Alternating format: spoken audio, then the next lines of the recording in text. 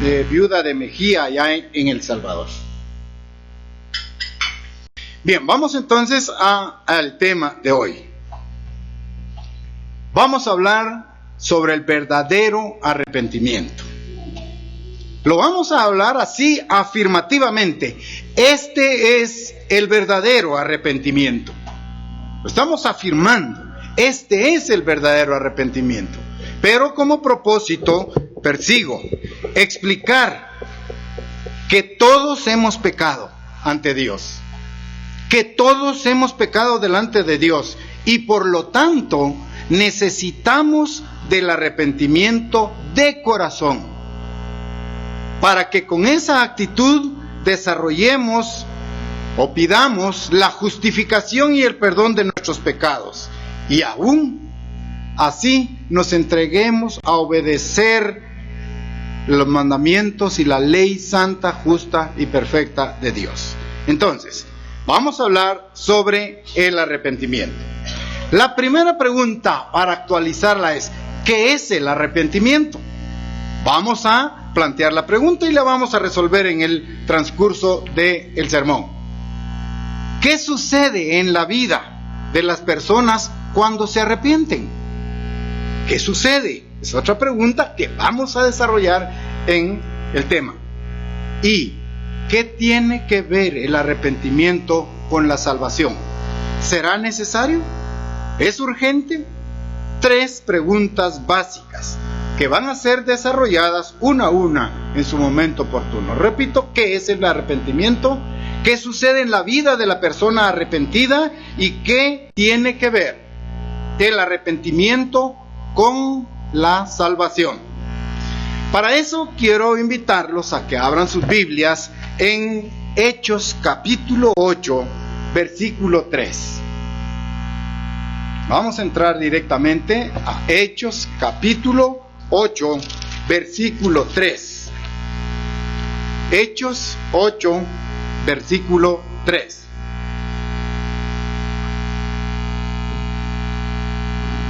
Hechos 8, 3. Dice, estamos ya ahí, en Hechos 8, versículo 3. Saulo asolaba la iglesia y entrando casa por casa, arrastraba a hombres y a mujeres y los entregaba en la cárcel. Vean a este personaje, vean la intención, tómenlo directamente como un enemigo de Dios. Saulo está luchando en contra de Dios. Entraba de casa en casa y arrastrado sacaba hombres y mujeres y los entregaba, los llevaba a la cárcel. Vean a este personaje en una franca guerra en contra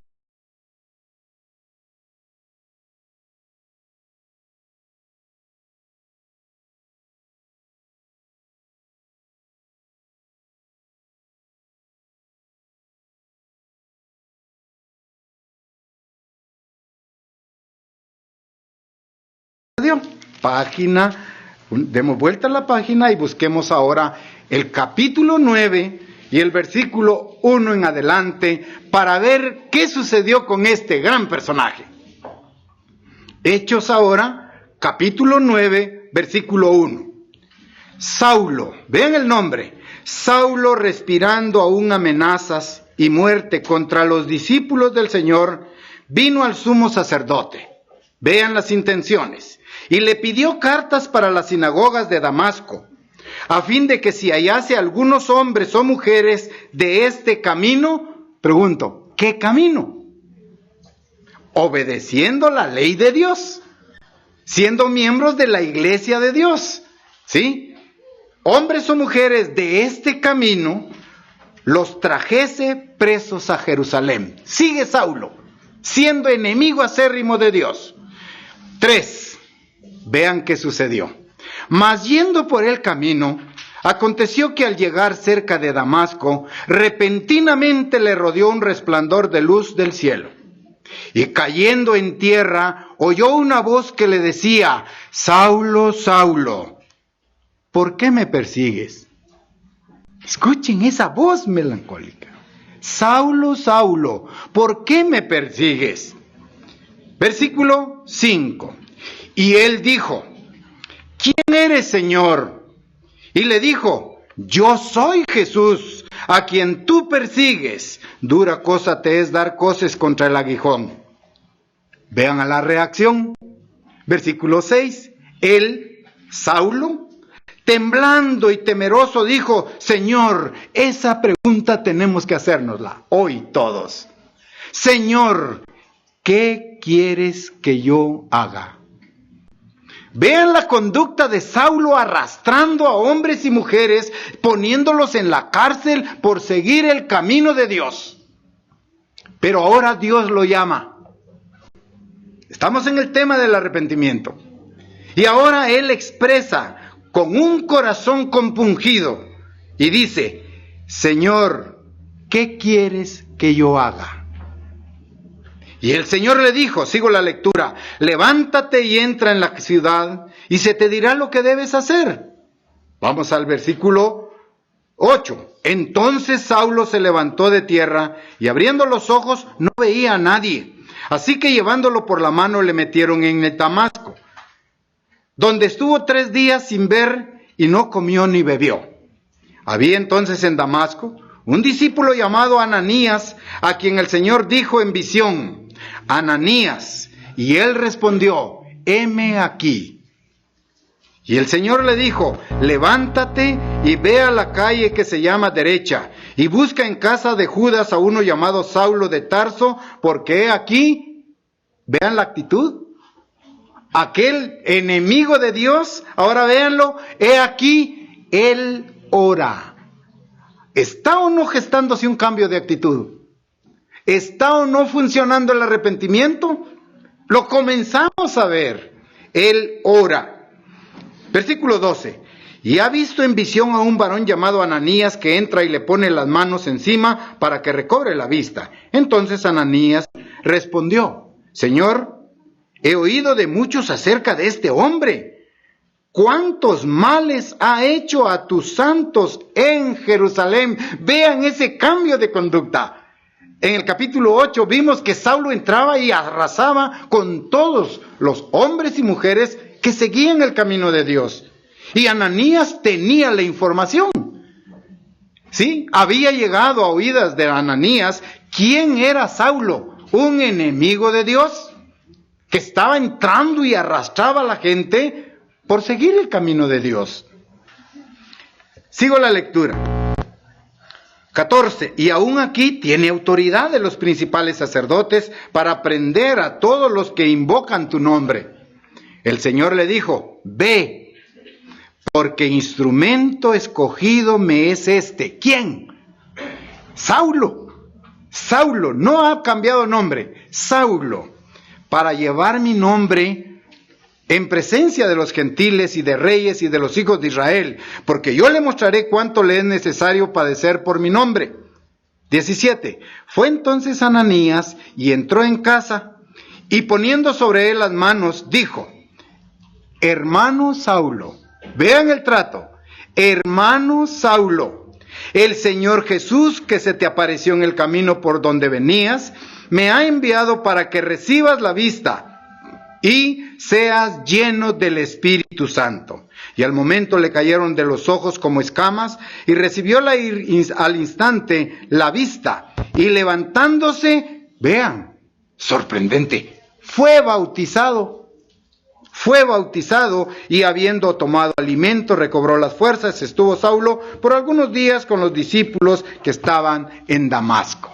Esta es la historia de Saulo, ¿ya?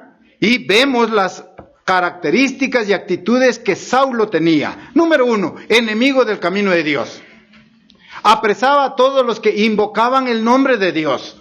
A todos aquellos que se reunían en las sinagogas los sábados para adorar a Dios, Saulo entraba y los sacaba, sea de la sinagoga o de las casas. Pero también vean lo blando cuando él dice, ¿qué quieres que yo haga? En la misma condición nos encontramos nosotros hoy día. Pecamos, transgredimos la ley de Dios Y también nosotros tenemos que decirle a Dios, ¿qué quieres que yo haga? Esta es una fascinante historia.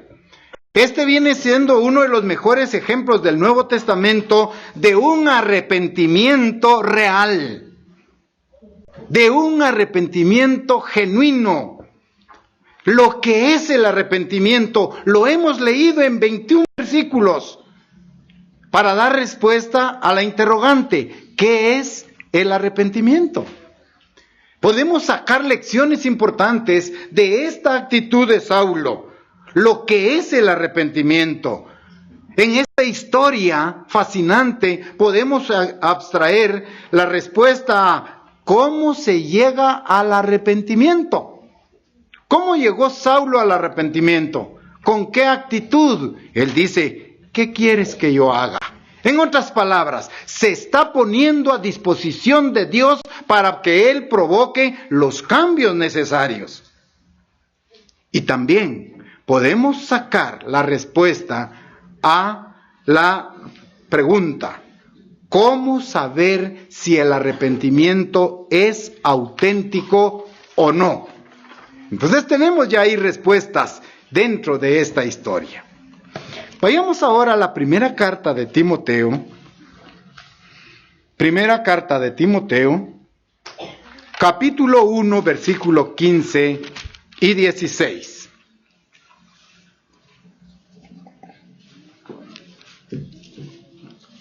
Primera carta de Pablo a Timoteo, capítulo 1, versículos 15 y 16.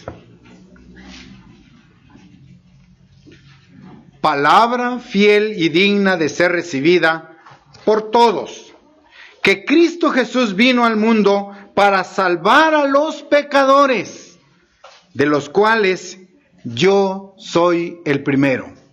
Está escribiéndole el apóstol Pablo a Timoteo. Versículo 16. Pero por esto fui recibido a misericordia, para que Jesucristo mostrase en mí el primero toda su clemencia, para ejemplo de los que habrían de creer en Él para vida eterna. Está escribiendo el apóstol Pablo a Timoteo. ¿Cuál era la actitud? Venimos de la historia de Saulo. Y ahora él está diciendo que es palabra fiel y digna. Porque Cristo Jesús vino al mundo ¿para qué? Salvar a los pecadores, dice Pablo escribiéndole a Timoteo, de los cuales yo soy el primero. Vean ahora la actitud.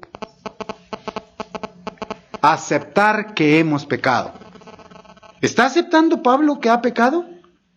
¿Cómo se califica el apóstol aquí? Que Jesucristo vino al mundo para salvar a los pecadores, de los cuales dice Pablo a Timoteo, yo soy el primero. ¿Qué es el arrepentimiento entonces? ¿En qué consiste? En aceptar que hemos pecado. Es el primer paso fundamental. Hemos pecado. Y Pablo lo está expresando aquí. Ahora, tratemos entonces en base a la historia que hemos leído y a esta confirmación de Pablo ahora escribiéndole a Timoteo, tratemos de definir el arrepentimiento. ¿Qué es el arrepentimiento? Sinónimo de cambio. Cambio. Eso es arrepentirse. Cambiar la actitud pasada. Busquemos más sinónimos. ¿Qué es arrepentimiento? Arrepentimiento es un viraje, ¿sí? Es un viraje completo de ¿cuántos grados? De 180 grados. No 360 porque volveríamos al mismo lugar. El cambio es de 180 grados y ahora estoy aquí, en esta posición. Es cambio, es viraje. El arrepentimiento es una nueva dirección que tomamos. Y el arrepentimiento, usted lo puede unir a transformación total. Vean entonces cuántos sinónimos hemos encontrado. ¿Qué es el arrepentimiento? Cambio. ¿Qué es el arrepentimiento? Viraje completo. ¿Qué es el arrepentimiento? Una nueva dirección, un nuevo enfoque. ¿Qué es el arrepentimiento? Transformación total. transformación total. Ahora ya tenemos las definiciones de qué es el arrepentimiento. Ya vimos las características del verdadero arrepentimiento. Saulo asolaba la iglesia y entraba de casa en casa y arrastraba a hombres y mujeres que seguían el camino de Dios. Saulo, un enemigo de Dios. Saulo está en contra de Dios. Está en una guerra abierta en contra de Dios. Pero Saulo dijo cuando escuchó: Saulo, Saulo, ¿por qué me persigues? ¿Cuál es la causa? ¿En qué te he ofendido? ¿Cuánto te molesta el camino de vida que yo estoy enseñando? ¿Sí? ¿Por qué tu actitud? Saulo, Saulo, ¿por qué me persigues? Y él dice: ¿quién eres? Y dice: yo soy Jesús a quien tú persigues. Hermanos, ese es el verdadero arrepentimiento. Luego él vuelve en la historia que leímos en Hechos 9 del 1 al 21 y dice Saulo, ¿qué quieres que yo haga? Hermanos, tenemos que aceptar que hemos pecado. Una vez, 10 veces. Usted sabe cómo está su condición espiritual y su relación en función a Dios. Al igual que Saulo, hoy también tenemos que decirle a Dios: ¿qué quieres que yo haga? Y Jesucristo nos va a decir: yo quiero que tú cambies. Yo quiero de todo corazón que tú tomes una nueva dirección en tu vida.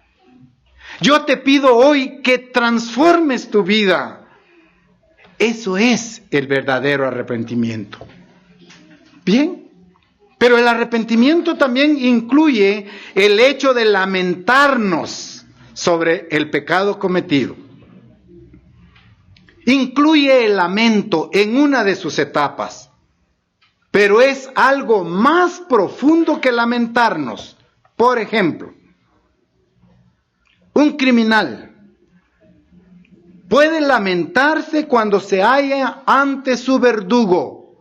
Se puede lamentar en ese momento, pero este es un arrepentimiento pasajero, momentáneo. Podríamos decir que es una depresión, que es un estado de ansiedad generado por el temor del castigo al cual va a ser sometido. ¿Incluye el lamento el arrepentimiento? Sí, en una etapa. Pero ahora volvamos a la historia leída. El cambio de vida que tuvo Pablo fue sorprendente, arrollador, trascendente, un cambio de vida obvio que llamó la atención. Con esto entonces, hermanos en la iglesia, lo peor que se puede decir de usted y de mí es lo siguiente: no has cambiado nada. Eso es lo peor que se puede decir de un cristiano, de 1 año de conversión atrás, de 2 años de conversión, de 10 años de estar en la iglesia, de 20 años de estar en la iglesia. Lo peor que se le puede decir es: no has cambiado en nada, estás tal como veniste. Y eso es decepcionante, eso es frustrante. ¿Qué están diciendo? No hay cambios en tu vida. No hay una nueva dirección. No has entendido el proceso de transformación completo. Esa sería una expresión, lo peor para un cristiano. Repito, no has cambiado en nada. Pablo cambió totalmente. En la vida de Pablo se dio una transformación tan notoria que vean que Ananías dice: pero si Saulo asolaba las iglesias, y ahora le toca a Ananías ir y enfrentarse a aquel antiguo enemigo, pero con una actitud diferente. Ya Saulo le dijo a Dios: ¿qué quieres que yo haga? Y ahí está demostrando, abriendo un espacio para que entre el arrepentimiento. ¿Ya? Ananías va, impone las manos en él, y ahora es Pablo, el discípulo que fue enviado a los gentiles. Hechos 9, Regresemos a Hechos 9, versículo 26 ahora. Hechos capítulo 9.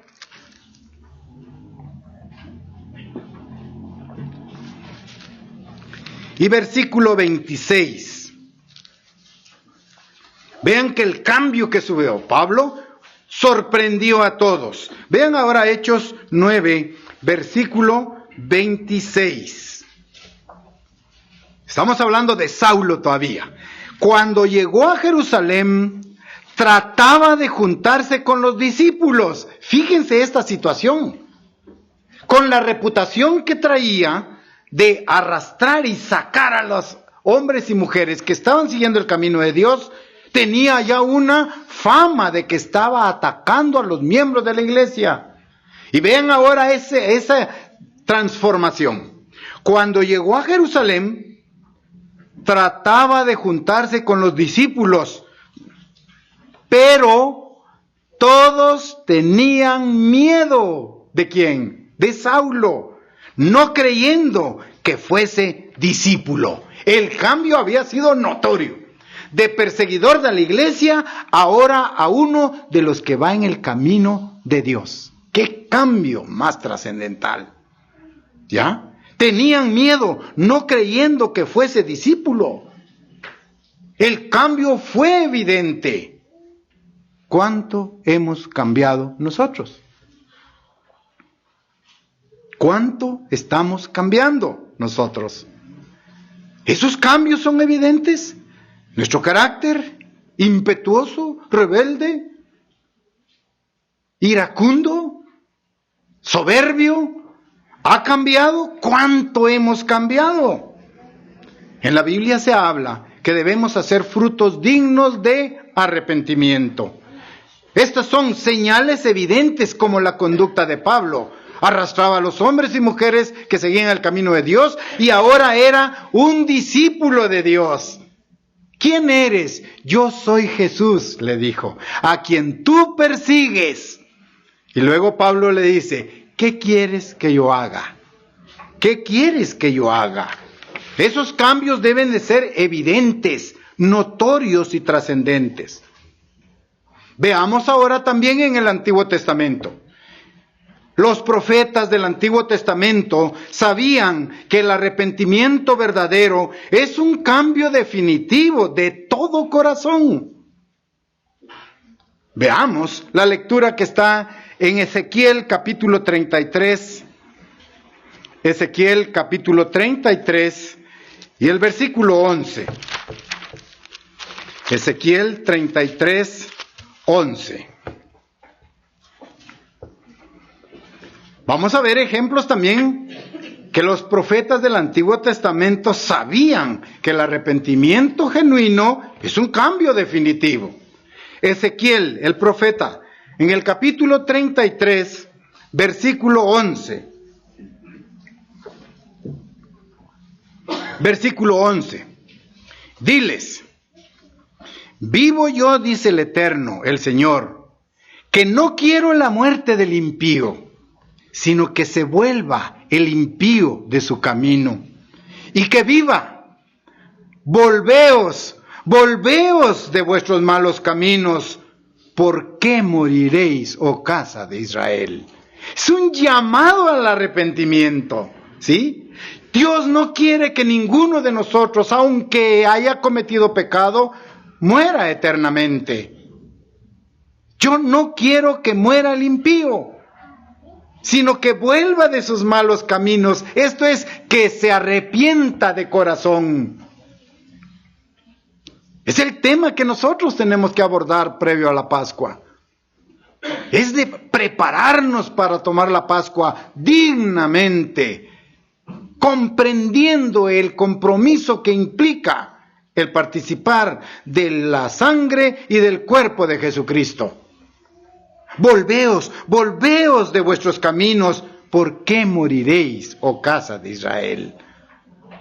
¿Por qué vamos a morir nosotros en vida espiritualmente como miembros de la iglesia?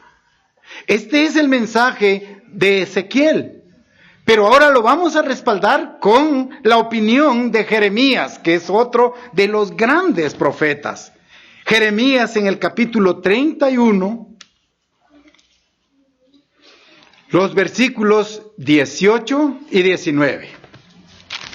Jeremías capítulo 31, versículos 18 y 19. ¿Estamos ahí?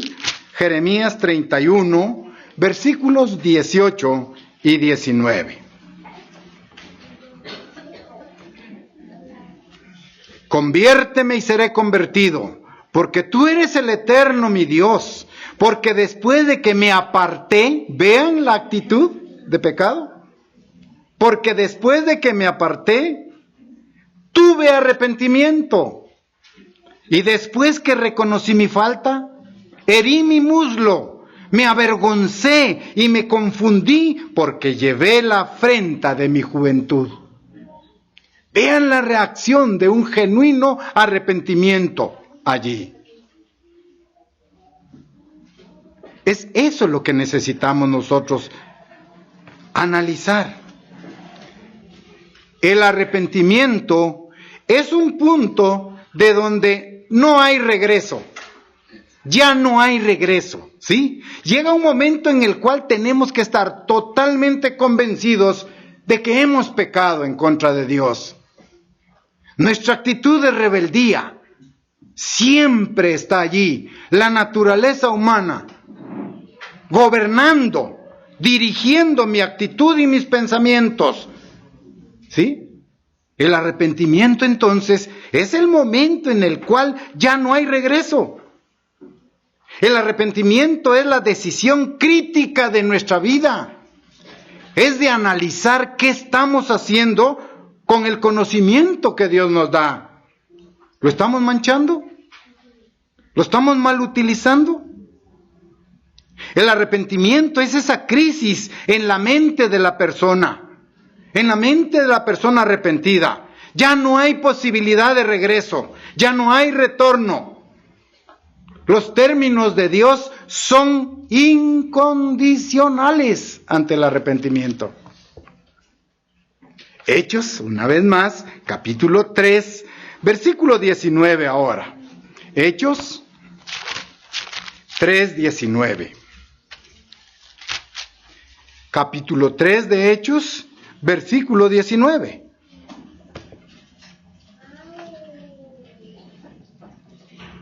Estamos ahí en Hechos 3:19, leo ahora el versículo. Así que arrepentíos y convertíos para que sean borrados vuestros pecados, para que vengan de la presencia del Señor tiempos de refrigerio, para que haya paz, para que usted no viva en angustia, en ansiedad, para que no tengamos padecimientos de una mente débil, problemas mentales, ¿sí? El llamado estrés.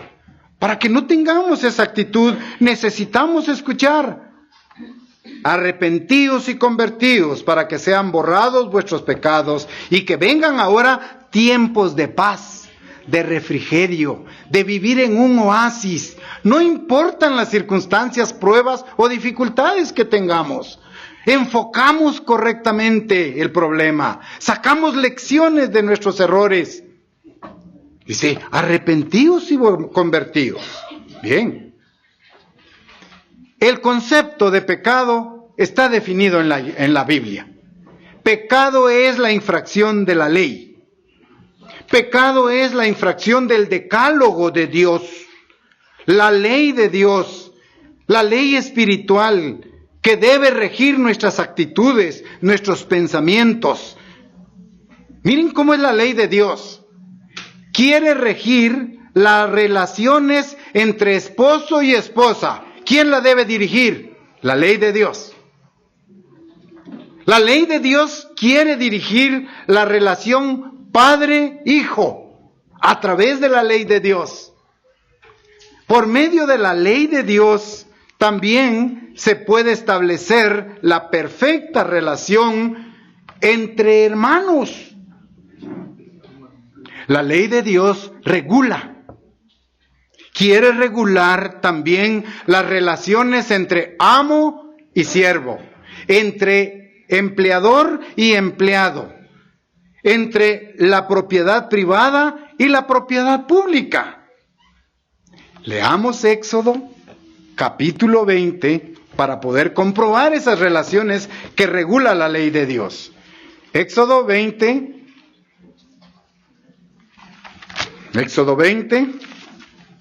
versículo 14, primero.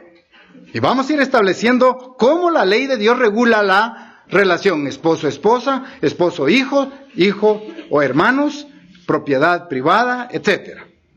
Éxodo 20, versículo 14. El mandamiento dice: no cometerás adulterio. ¿Qué relación quiere regular la ley de Dios aquí? No cometerás adulterio. ¿Qué dice? Si no cometemos adulterio, vamos a tener una perfecta relación entre prójimo y prójimo. Vean la relación que regula. Relaciones humanas, relaciones sociales. Versículo 17. No codiciarás. Miren qué regula. La propiedad privada. ¿Sí? Jesucristo amplió la ley y dijo: aquel hombre que mirare a una mujer para desearla, ya adulteró con ella. ¿Qué regla está normando el versículo 17? No codiciarás la mujer de tu prójimo, la casa de tu prójimo, el vehículo de tu prójimo, la vaca, el toro, el buey de tu prójimo. ¿Qué relación está normando? Las buenas relaciones interpersonales. Veamos ahora cómo el versículo 12 regula otra actitud. Éxodo 20:12. Honra a tu padre y a tu madre. ¿Qué regula la ley de Dios? ¿Qué quiere la ley de Dios? Que tengamos hijos obedientes, que nos respeten, que nos honren, que no nos deshonren con su mal ejemplo y mala conducta en el trabajo, en la universidad, en el colegio o en la escuela. Que el llamado suyo al colegio sea para decirle: su hijo está en el cuadro de honor de este mes. Honran al padre, hijos obedientes, pero han habido padres que han impuesto disciplina, corrección, amor, guía, enseñanza en el hogar. ¿Sí? Niño desobediente en la casa, alumno desobediente en la escuela, alumno desobediente en la universidad. No podemos cambiar ese patrón. Vean cómo regula entonces. Versículo 10 ahora, 20:10. Mas el séptimo día es de reposo para el Eterno, tu Dios. Oigan lo que dice Dios. No hagas en él obra alguna. Tú, ni tu hijo, ni tu hija, ni tu siervo, ni tu criada, ni tu bestia, ni tu extranjero que esté dentro de tus puertas. ¿Qué relación regula? El sábado. Tener una perfecta relación con Dios. Y prohíbe trabajar, hacer aquella obra con la cual ganamos algún dinero. Eso es trabajo. Pintar una casa es trabajo y me pagan 70 quetzales. No lo debo hacer en sábado. Si tengo la habilidad de dibujar un cuadro, no debo hacer cuadros en sábado para venderlo. Dice: el séptimo día es para el Eterno, no es para usted ni para mí, para el Eterno tu Dios, y no hagas en él obra alguna, trabajo. Pero eso es lo que dice Dios. La decisión es suya y mía. No podemos obligar. Solo le pedimos a Dios que su Espíritu Santo abra, ¿sí?, ablande la mente, que penetre en lo más profundo de nuestro pensamiento para decir: sí, Dios tiene razón. Porque no es la iglesia el que le está pidiendo el sábado. No es el consejo de ancianos de la iglesia. Es Dios el que dice, no hagas en él obra alguna. Y por si no lo entendemos, Él es claro. Tú le habla al padre o a la madre. Ni tu hijo, si es varón, ni tu hija, si es mujercita, ni tu siervo, ni tu criada, la que se gana el sustento barriendo y trapeando la casa todos los días, no tiene que trabajar en sábado. ¿Lo digo yo? No, yo soy un pecador. Lo está diciendo Dios y usted se lo está leyendo en la Biblia. Ahora, es decisión suya. Es decisión suya. Usted es libre. Usted tiene libre albedrío. Usted tiene una naturaleza humana. ¿Dónde está enfocado? Eso es lo que... Vean cómo norma la ley de Dios esto. Excelente la ley de Dios. Una ley de amor. Una ley de misericordia. Un padre que está preocupado por sus hijos. No quiere vernos el mal. No quiere que tengamos problemas. Bien, Cristo magnificó la ley. Jesucristo amplió el alcance de los 10 mandamientos. Jesucristo mostró que el pecado comienza en el corazón, en la mente del ser humano. Mateo capítulo 15, versículo 19. Vean dónde se inicia el pecado. ¿Dónde tiene su germen? ¿Dónde surge? Mateo capítulo 15, versículo 19. 15, 19.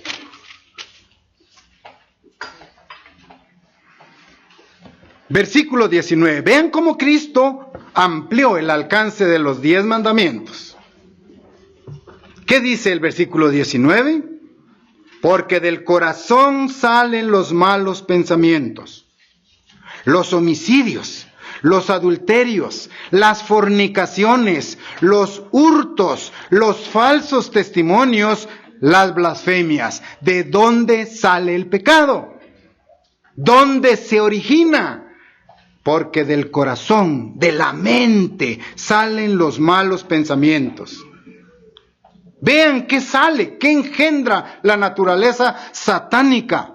La naturaleza humana es satánica, es de origen satánico.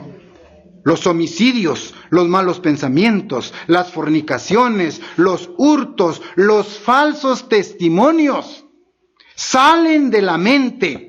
Ah, bien. Entonces, vean las etapas. Primero surge el pensamiento. Luego viene la acción. Primero hay un pensamiento, paso seguido, viene la acción. Proverbios 23, 7. Proverbios 23, 7. Capítulo 23 de Proverbios y el versículo 7. Estamos en el énfasis, los pasos, ¿sí? Primero hay un pensamiento. Después del pensamiento sigue la acción. Lo que yo pienso, eso ejecuto. Proverbios 23, 7. Porque cuál es su pensamiento en su corazón, tal es él. Come y bebe, te dirá, mas su corazón no está contigo. Envuelve un carácter de hipocresía. Está bien, ¿cómo está? Etcétera, etcétera. Aparentemente buenas relaciones, pero dice, coma, beba, siéntase bien en casa, aquí en el restaurante, etcétera. Pero dice más adelante, mas su corazón no está contigo. No está contigo. Hay falsedad, hay hipocresía. Entonces vean, pensamiento es la premisa y la acción es la consecuencia. Bien. Cuando tenemos ese tipo de razonamiento, usted y yo quizá pensemos lo siguiente. Yo soy una buena persona. Ese puede ser el planteamiento de nosotros. Yo soy una buena persona. Y les voy a decir por qué. Porque yo jamás he matado a nadie. Posible que ese sea el pensamiento de todos. Pero, ¿acaso nunca hemos sentido ira? Hermanos, conscientemente. Yo puedo decir, yo soy una persona buena, muy buena. Nunca he matado, nunca he robado, no he adulterado, no he fornicado. Perfecto. Pero yo le pregunto ahora, ¿acaso usted no ha sentido arrebatos de ira? ¿Acaso usted en su corazón no ha sentido resentimiento por alguien? ¿Acaso usted y yo no hemos sentido aquel deseo de venganza en contra de alguien? Hermanos, si lo hemos sentido, hemos pecado. Nosotros no somos buena gente. Aunque no hayamos matado físicamente. ¿Pero qué dijo Jesucristo? Aquel que ofendiere a su hermano, ya lo mató. Aquel que transmite chismes y rumores de su hermano, ya lo mató. Hermanos, eso es la ampliación de la ley. Por lo tanto, caemos al punto de que todos hemos pecado. Y que necesitamos el arrepentimiento de Dios. Necesitamos el arrepentimiento de Dios. Ira, venganza, odio, ¿sí? Resentimiento.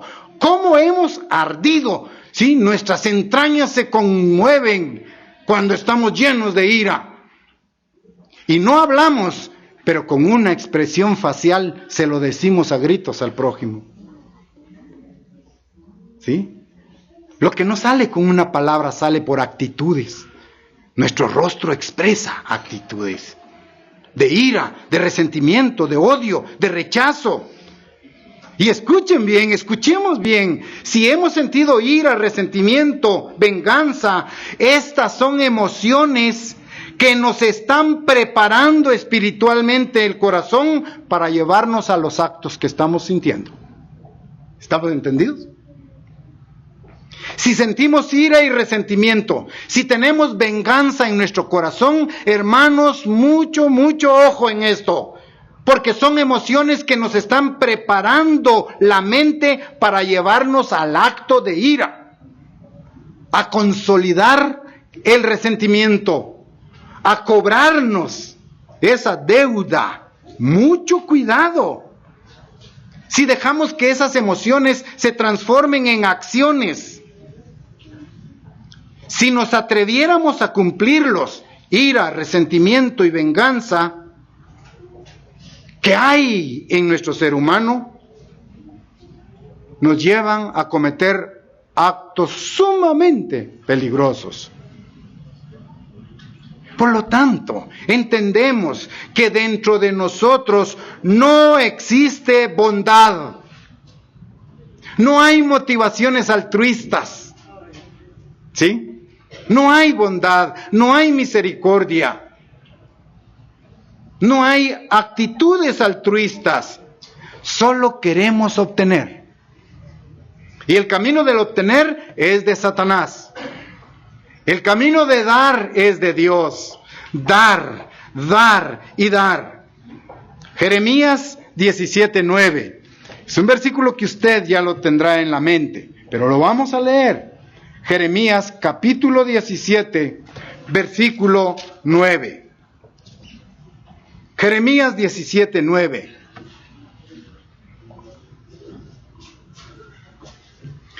Engañoso es el corazón más que todas las cosas y perverso. ¿Quién lo conocerá? Ahí está la descripción clara de nuestra mente. ¿Ya?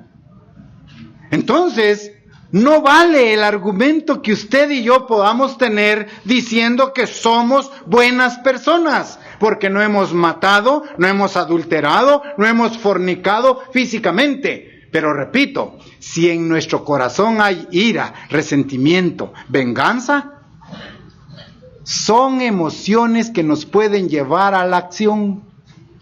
¿Sí? a cometer esos delitos, porque engañoso es el corazón más que todas las cosas. Por lo tanto, el verdadero arrepentimiento, pues, es la confrontación, ¿sí? Tenemos que confrontar profundamente nuestro estado físico y espiritual. Es confrontarse usted con el mal que hay en usted, que hay en mí. Ese mal que nos satura, ese mal que nos invade, es confrontarnos para sacudirnos emocionalmente, para decir qué es lo que estoy haciendo delante de Dios. Cuando estamos conscientes del mal que hay en nuestra naturaleza, le pedimos a Dios que nos apoye para rechazar ese mal. Porque la fachada externa de justicia jamás va a engañar a Dios. Las apariencias, las falsas apariencias jamás engañarán a Dios. Sí al ministerio, sí a los diáconos, sí a los hermanos. La fachada externa de justicia que yo me pongo al venir a la iglesia, sí puede engañar a los seres humanos, pero no a Dios. Mateo 23 tiene una lección importante en relación a esto. Mateo capítulo 23, versículos 25 y 26. Mateo 23, 25 y 26. Aquí vamos a encontrar la lección que Dios nos está dando en relación a un grupo religioso de fariseos. Era una religión.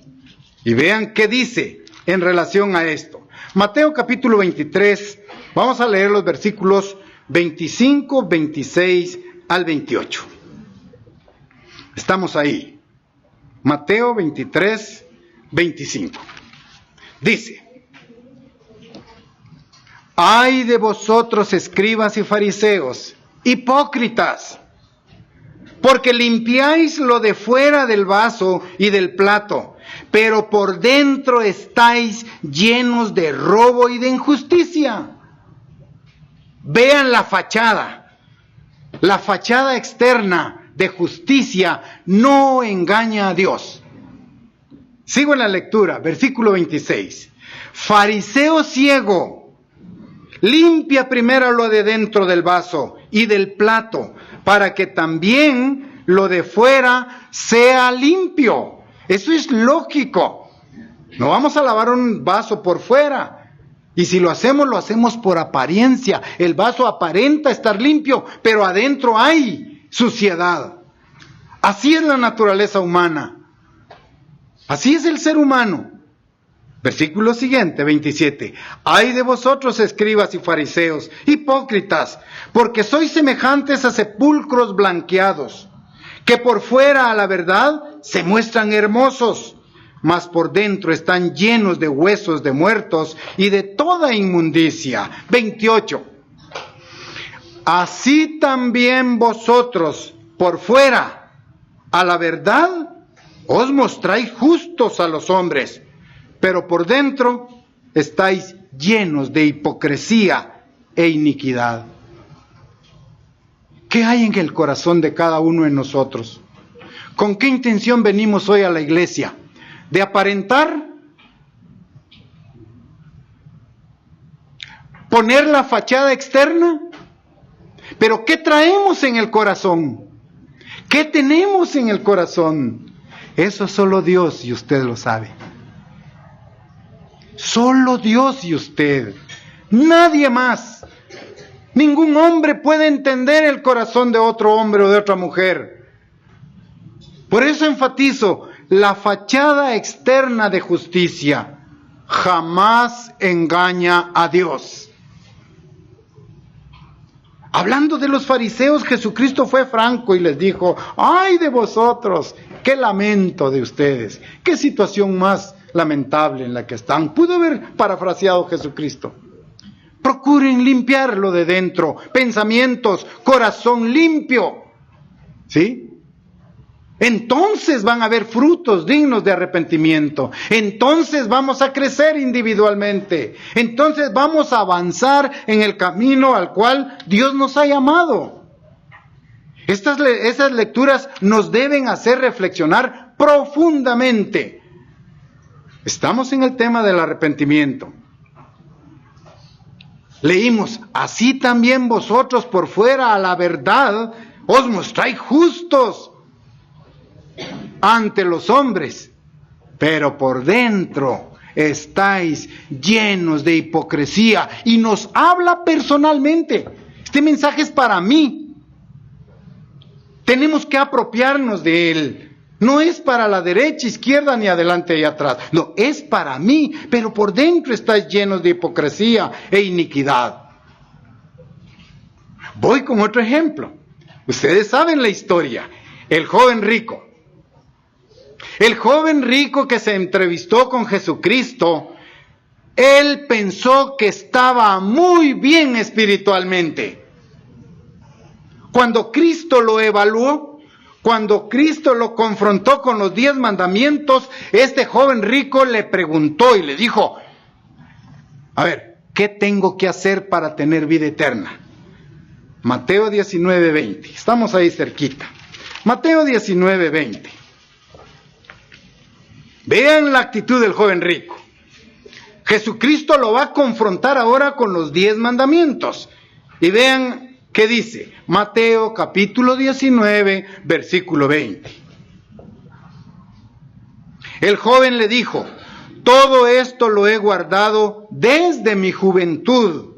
Y viene la pregunta, ¿qué más me falta? ¿Qué más me falta? Dime, maestro, dime, rabí, ¿qué es lo que me falta? Vean la posición del joven rico. ¿Qué más me falta? Lo había guardado todo desde su juventud, pero la pregunta es, ¿lo había guardado todo de verdad? ¿Con un corazón limpio? ¿Con un corazón puro? Vean lo que viene a continuación. Enseguida vienen las palabras de Cristo que llegaron como un rayo láser hasta lo más profundo del corazón de este joven. Un rayo fulminante. La expresión de Jesucristo. Versículo 21. Jesús le dijo, si quieres ser perfecto, anda, vende lo que tienes y dalo a los pobres, y tendrás tesoro en el cielo, y ven y sígueme. Este fue un rayo penetrante en el corazón del joven rico. ¿Qué sabía Dios que había en el corazón de ese joven? Codicia. Le dice, anda, vende lo que tienes y compártelo con los pobres. Pero ese joven rico estaba rico para sí mismo. Había en su mente codicia. Esto es mío y solo mío y no puedo compartirlo con nadie. Por eso dije que la palabra de Jesucristo entraron como un rayo en la mente y el corazón del joven. Este fue un mensaje como que hubiera caído la bomba de Hiroshima sobre este joven rico. Un mensaje con un poder tremendo. ¿Por qué? Porque Jesucristo entendía que en el corazón del joven había codicia. Y la codicia es un mandamiento que leímos. No codiciarás. ¿Ya? ¿Qué actitud tomó? Versículo 22. Oyendo el joven esta palabra, se fue muy triste, porque tenía muchas posesiones y tenía el corazón lleno de codicia. ¿Se dan cuenta? A Dios no lo podemos engañar. Nuestra fachada externa no impresiona a Dios. ¿Qué somos? ¿Hojas o frutos? Usted puede ver un gran árbol bello con unas hojas espléndidas en el campo. Y cuando Jesús se acercó a esa higuera, no encontró frutos y la maldijo. ¿Por qué? Porque era tiempo de producir frutos. Era la época, la temporada de producir frutos. A Dios no le impresiona nuestro aspecto exterior. El joven se fue muy triste. Pero vean, revisemos un poquito su hoja de vida. Hablo del joven rico. ¿Era un ciudadano ejemplar, sí o no, en su comunidad? Sí. Todos los mandamientos he guardado desde mi juventud. ¿Qué criterio tenía el vecino de ese joven rico? Ese joven es muy dedicado. Va a la iglesia todos los sábados. Pasa con su traje y su Biblia para la iglesia. ¿Sí? ¿Qué criterio tenía el vecindario del joven rico? Tiene un alto grado de moral. Tiene una buena moral. Tiene una buena ética. Es un joven de éxito. Y Jesús lo amaba. Eso es lo sorprendente para algunos, porque Jesús lo amaba. Pero ese joven ni siquiera había comenzado a vivir el profundo significado de la intención de los 10 mandamientos. Cuando le dijo, vende lo que tienes, él se fue muy triste, porque tenía muchas posesiones. Oyendo el joven esta palabra, leímos del versículo 22, se fue triste porque tenía muchas posesiones. El verdadero arrepentimiento, hermanos, nos pide la muerte del yo. Cuando nos arrepentimos, tenemos que darle muerte al yo. La muerte del yo. Salmos 111:10. Salmos 111, versículo 10. Tenemos esa instrucción allí. Salmos 111,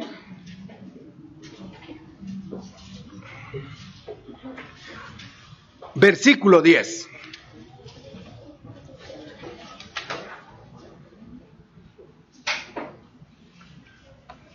La muerte del yo, ¿verdad?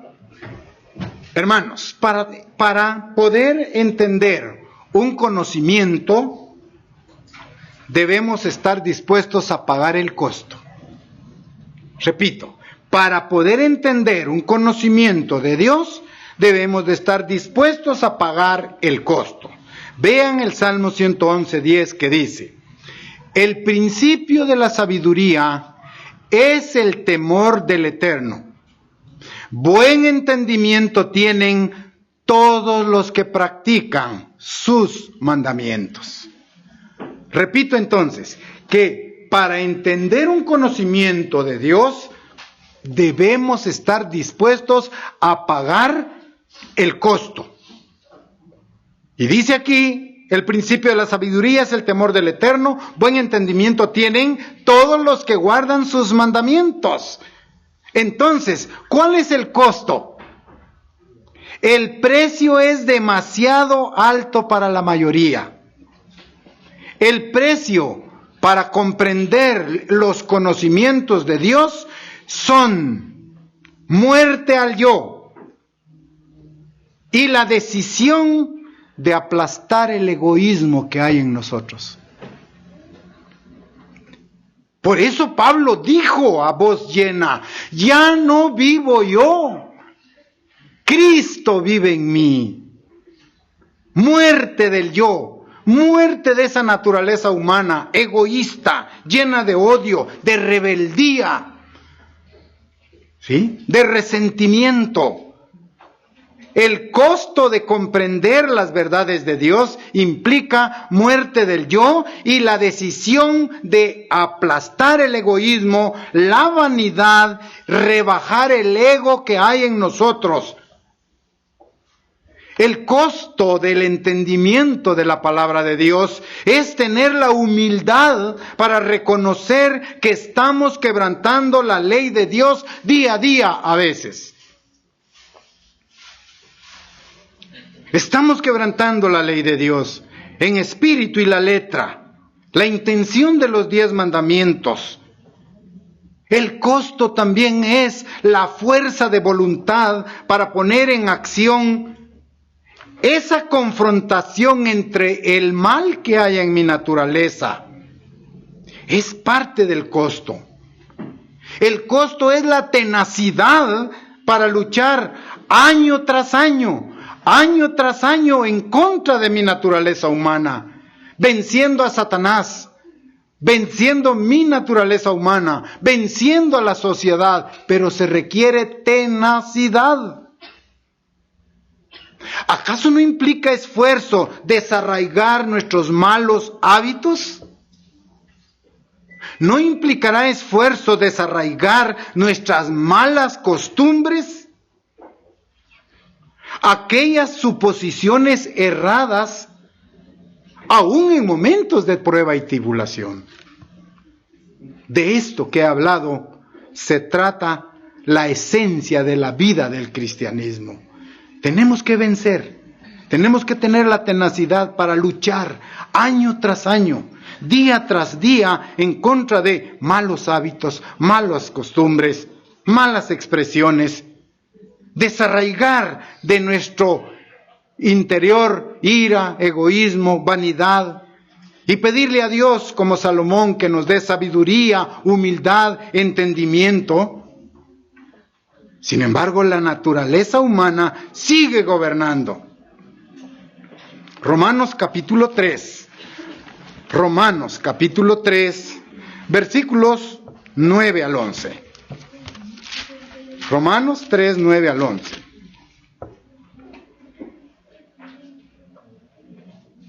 Por eso el apóstol Pablo dice, todos están bajo pecado. Como está escrito, no hay justo ni aun uno. No hay quien entienda. Vean el costo del entendimiento. No hay quien busque a Dios. Humanamente nosotros no hemos buscado a Dios. Dios nos ha traído a su iglesia por misericordia, aún con nuestros pecados, rebeldía, desobediencia, obstinación en contra de sus caminos. Entonces, ¿qué es el verdadero arrepentimiento? El verdadero arrepentimiento es un vuelco turbulento. El verdadero arrepentimiento implica cambio, tomar una nueva dirección, un cambio nuevo en la vida del cristiano. El verdadero arrepentimiento presupone una crisis espiritual y emocional que va a desencadenar la convicción intensa y dolorosa de llegar a comprender nuestras verdaderas motivaciones, nuestros malos pensamientos, reconocer el mal que hay en nosotros. El verdadero arrepentimiento también es una experiencia que nos dice, como un golpe fuerte, lo siguiente: no solamente hemos hecho mal, sino que estamos mal.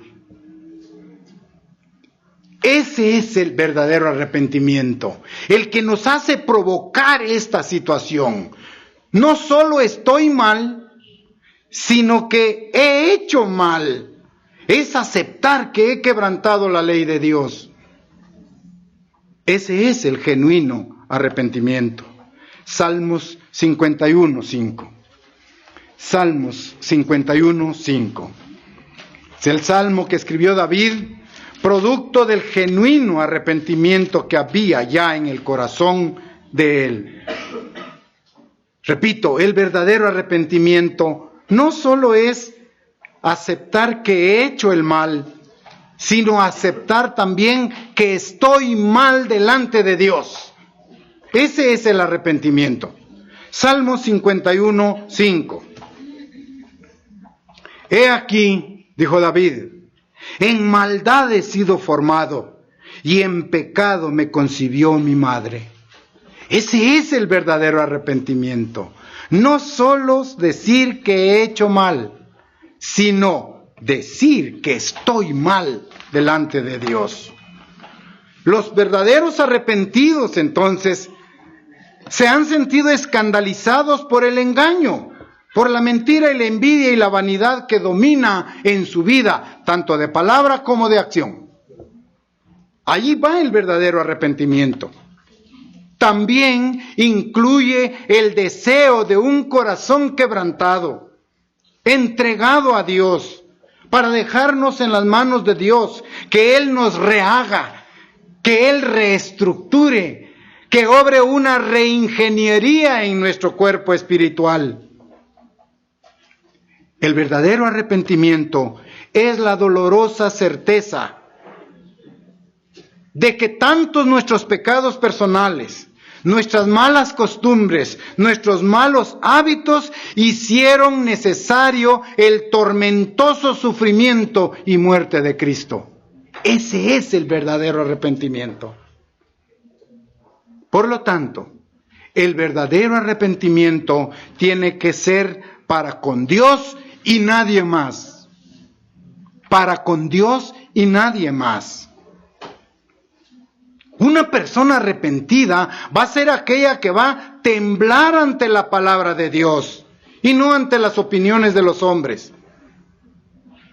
Entonces, cuando Dios habla, nosotros escucharemos y adoptaremos una actitud sumisa y nos dispondremos a aprender los caminos de Dios con la firme resolución de ahora guardar mejor sus fiestas santas, con la firme determinación de ahora pagar nuestros diezmos, con la firme convicción de abandonar la compañía de muchos hombres y mujeres mundanos, con la firme convicción de ponernos en las manos de Dios. ¿Cómo entonces se llegará a ese arrepentimiento? ¿Se llegará de la noche a la mañana? ¿En un acto, en una hora, en un instante? No, no. Al verdadero arrepentimiento es un proceso. No es un clic.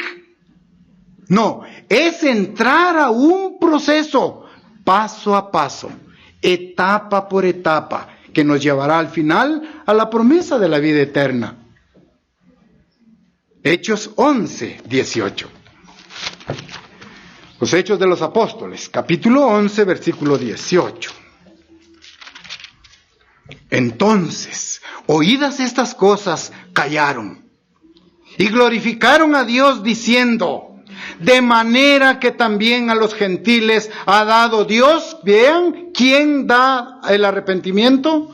De manera que también a los gentiles ha dado Dios el arrepentimiento para vida.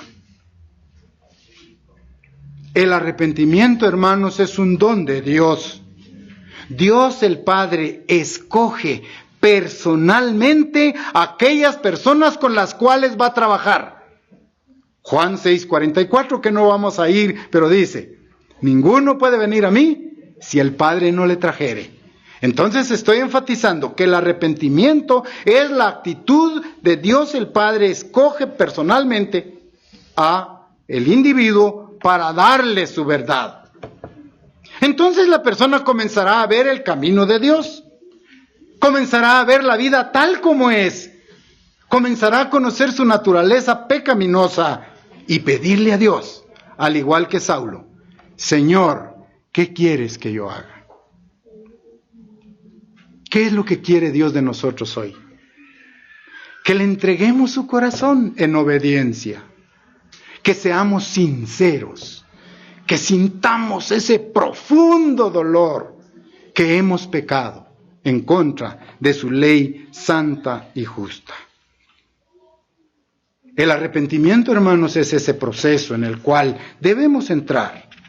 Cuando Pedro dio su discurso en el día de Pentecostés, dijo: hermanos, ¿qué haremos? Y Pedro dijo: arrepentíos y bautícese cada uno en el nombre de Jesucristo, y recibiréis el Espíritu Santo. Y el Espíritu Santo va a provocar el cambio, la nueva dirección, la transformación de nuestra vida. Pero es un proceso continuo, no es de la noche a la mañana. Segunda de Corintios 7:11. Segunda carta a los Corintios 7:11. En este capítulo 7, usted al leerlo todo encuentra una confrontación. Dios y el mundo. El mundo provoca en el ser humano cierta tristeza pasajera, pero Dios produce en el ser humano una tristeza que viene de Dios. Segunda de Corintios capítulo 7, y vamos a leer los versículos 5, para ir entendiendo el contexto del mismo. No os neguéis el uno al otro, a no ser por algún tiempo de mutuo consentimiento, para ocuparos sosegadamente en la oración y volved a juntaros el uno para que no os tiente Satanás a causa de vuestra incontinencia. Hablando de la relación entre esposo y esposa. Versículo 9. Pero si no tiene don de continencia, perdón, estoy mal, en 1 Corintios estoy leyendo. Ahí, ojitos ahí. Segunda de Corintios, ¿sí? Capítulo 7, versículo 5. Porque de cierto, cuando vinimos a Macedonia, ningún reposo tuvo nuestro cuerpo, sino que en todo fuimos atribulados de fuera, conflictos, de dentro, temores. La actitud que tenía ahí. Estamos en 2 Corintios, ahora sí, vamos al versículo 8. Porque aún os contristé con la carta. No me pesa, aunque entonces lo lamenté, porque veo que aquella carta, aunque por algún tiempo os contristó, o sea, llenó de tristeza a la gente. 9. Ahora me gozo, no porque hayáis sido contristados, sino porque fuisteis contristados para arrepentimiento.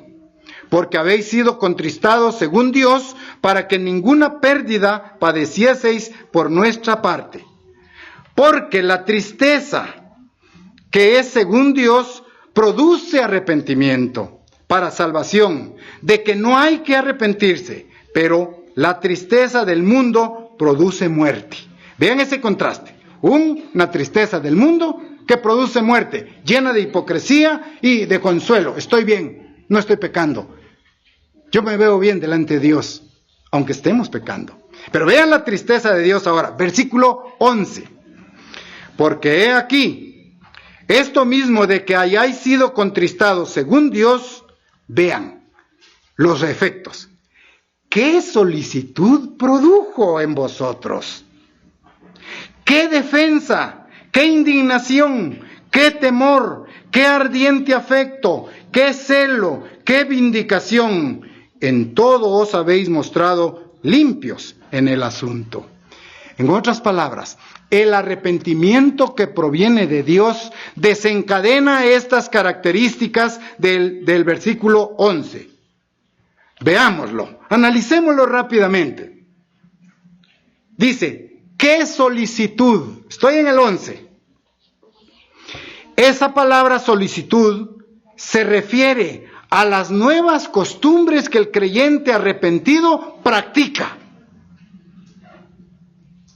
Las nuevas costumbres que el creyente arrepentido practica.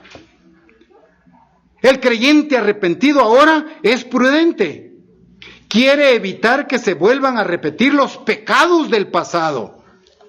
Porque aquí esto mismo dice, ¿qué solicitud produjo en vosotros?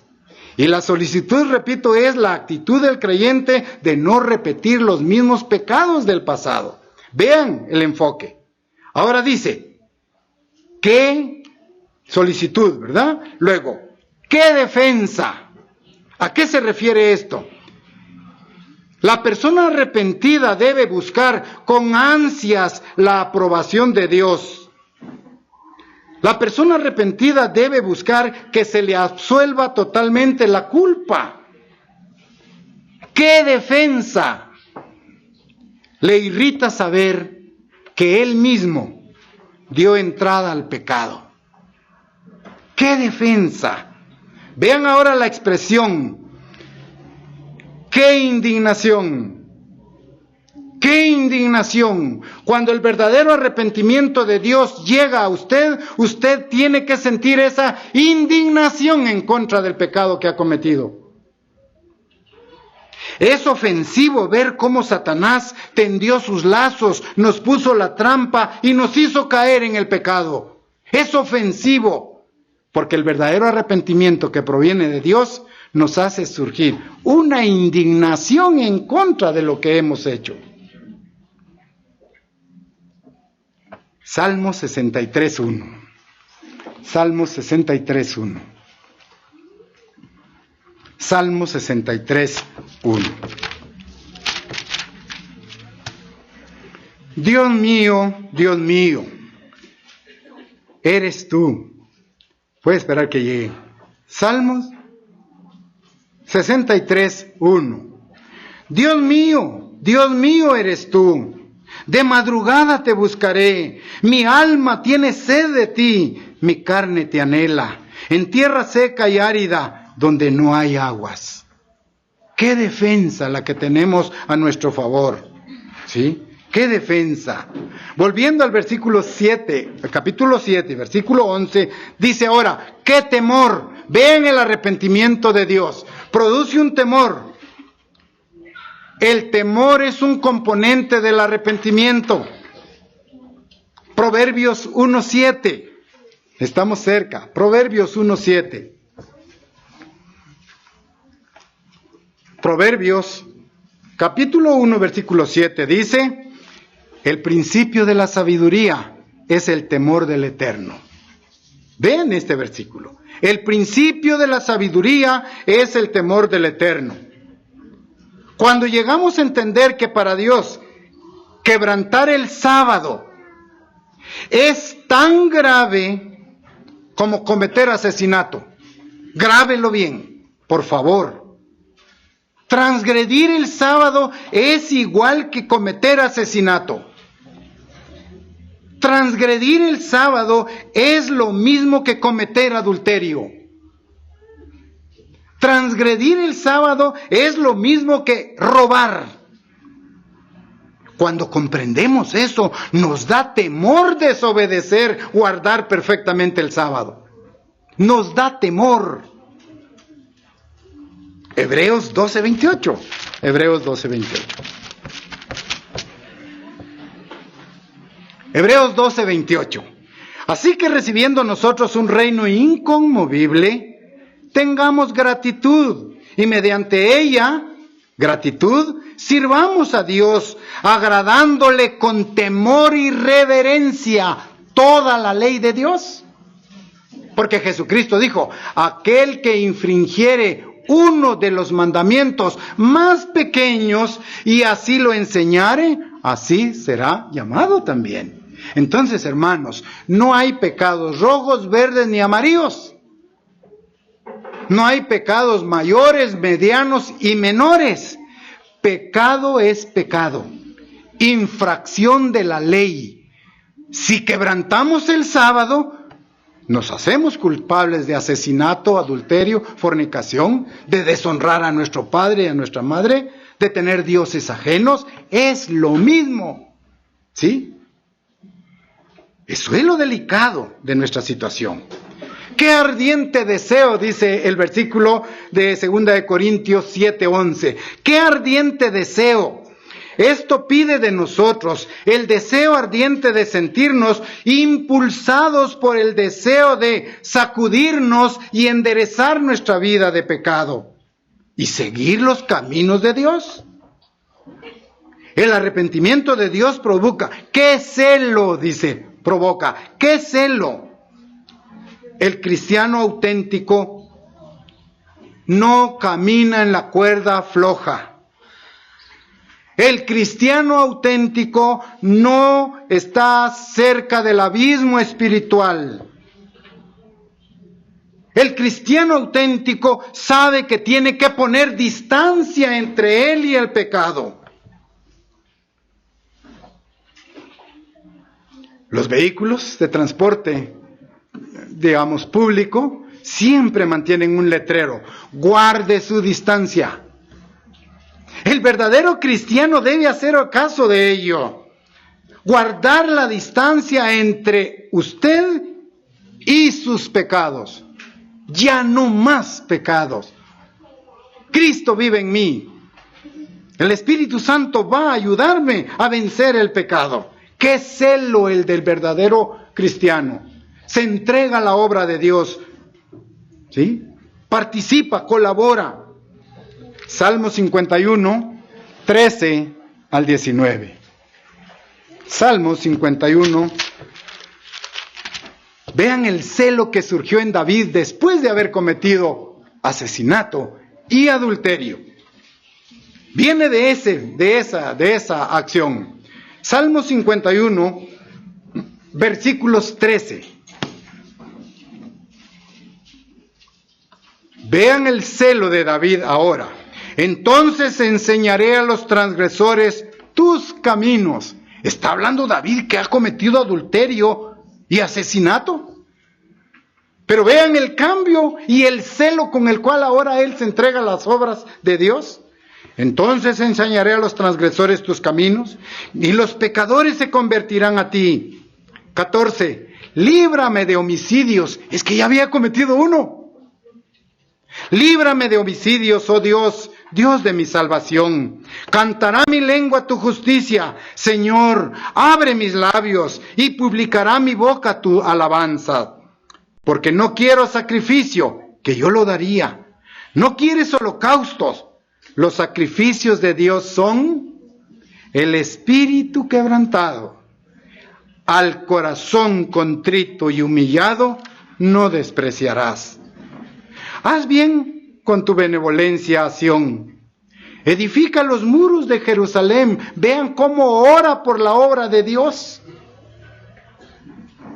Entonces te agradarán los sacrificios de justicia, el holocausto y ofrenda del todo quebrantada. Entonces ofrecerán becerros sobre tu altar. Vean el entusiasmo, vean el celo de David ahora, después de haber pasado una trágica historia. David recibió el perdón por sus pecados como un acto de misericordia. La misericordia de Dios fue el elemento que selló el arrepentimiento de David. En conclusión, hermanos, ¿qué podemos decir de cada uno de nosotros ahora? ¿Qué podemos decir de cada uno de nosotros? ¿Qué puede decir usted de su propia vida? ¿Qué puedo decir yo de mi propia vida? Hasta aquí hemos comprendido que no hay ninguna vergüenza puede haber con el hecho de que usted y yo nos arrodillemos delante de Dios, el Dios creador, nuestro Salvador y gobernante, y decirle con sinceridad: sé propicio a mi pecador. Sé propicio a mi pecador. Esta fue la petición del publicano. El publicano que estando lejos no quería ni aún alzar los ojos al cielo, sino que se golpeaba el pecho, lleno de un arrepentimiento genuino, y le dijo: Dios, sé propicio a mi pecador. ¿Qué espera Dios de nosotros? El arrepentimiento es el paso clave en el camino hacia la vida eterna. Es el paso número 1, importante para llegar a la vida eterna. ¿Qué podemos decir?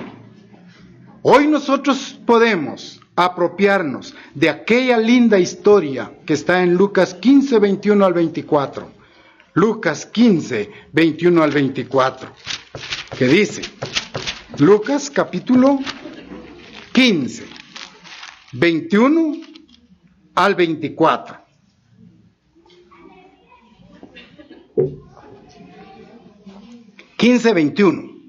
Y el hijo dijo: Padre, he pecado contra el cielo y contra ti, y ya no soy digno de ser llamado tu hijo. Estamos hablando de la parábola del hijo pródigo: Padre, he pecado contra el cielo y contra ti, y ya no soy digno de ser llamado tu hijo.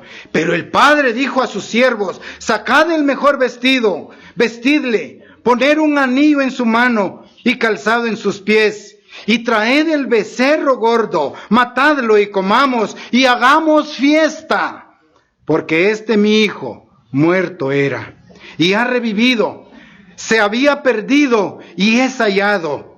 Y comenzaron a regocijarse. Es lo mínimo que podemos hacer hasta aquí.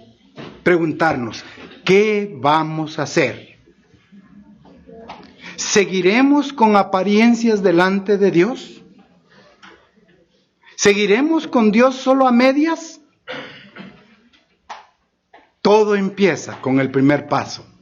El primer paso es la decisión de reconocer la sinceridad de nuestro corazón, reconocer la necesidad de confesar nuestros pecados delante de Dios.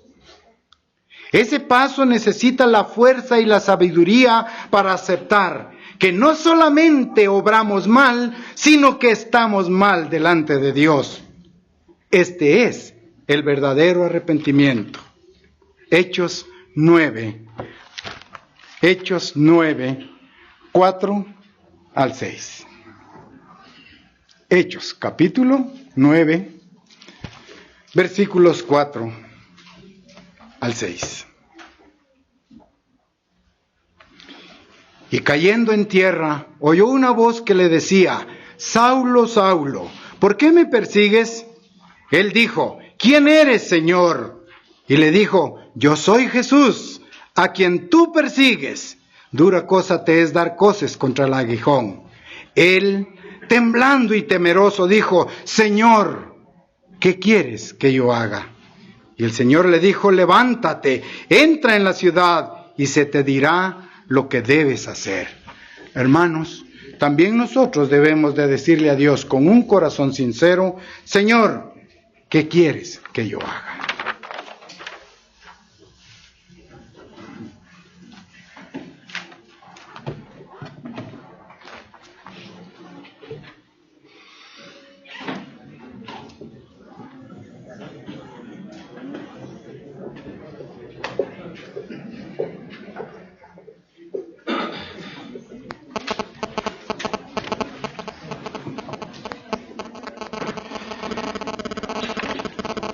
Hemos escuchado, damos muchas gracias al señor Robledo por su